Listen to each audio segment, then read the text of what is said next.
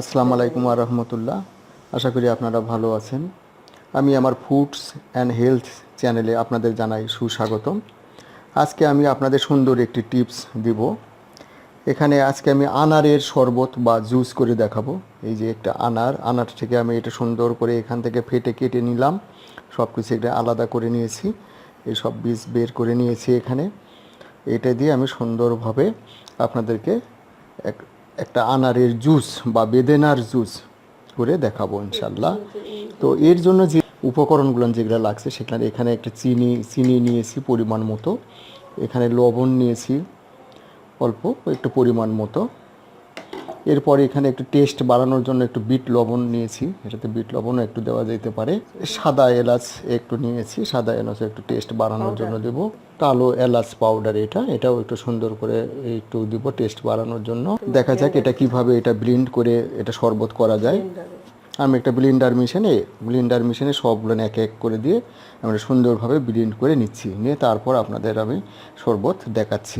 হ্যাঁ, আমি আনারটা দিয়েছি এর মধ্যে এখন আমি এই চিনিটুকু দিব পরিমাণ মতো, আপনারা চাইলে বেশিও দিতে পারেন, তবে আমরা কম চিনি খাই, এটা কম চিনি দিব। এটাতে সামান্য একটু লবণ দেব, 1 চিমটি লবণ, বেশি না, অল্প পরিমাণ। একটু বিট লবণ দিব, এটাকে টেস্ট বাড়ানোর জন্য। একটু গোলমরিচের গুঁড়ো দিব, সাদা এলাচের গুঁড়ো দেব সামান্য পরিমাণ মতো। এর ভিতরে এখন আমি পরিমাণ মতো পানি দিব, পানি দিয়ে ব্লেন্ড করে নেব। আপনারা চাইলে সামান্য পরিমাণে লেবুর রস দেওয়া যেতে পারে আরও একটু ফ্লেভারটা ভালো হওয়ার জন্য। তো আমি লেবুর রস ব্যবহার করব না, কারণ লেবু আমি খাই না। আমি এটাকে সুন্দর করে ব্লেন্ড করে নিচ্ছি, দেখুন ব্লেন্ড করে নিচ্ছি সুন্দর।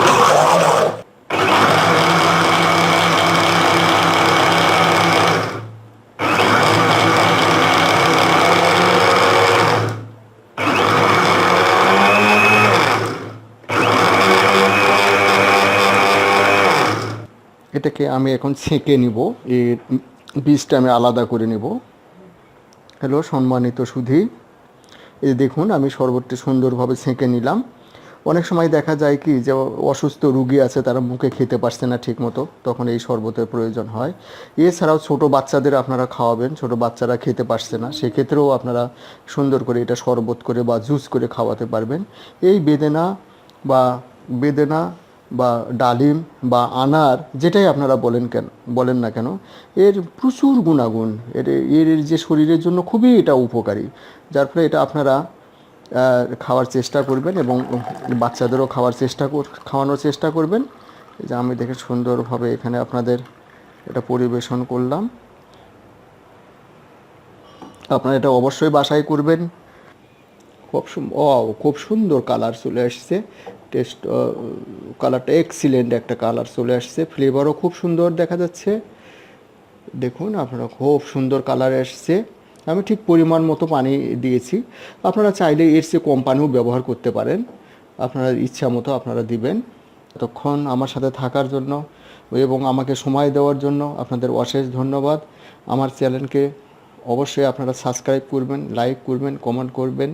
এতক্ষণ আমার সাথে থাকার জন্য ধন্যবাদ। আসসালামু আলাইকুম।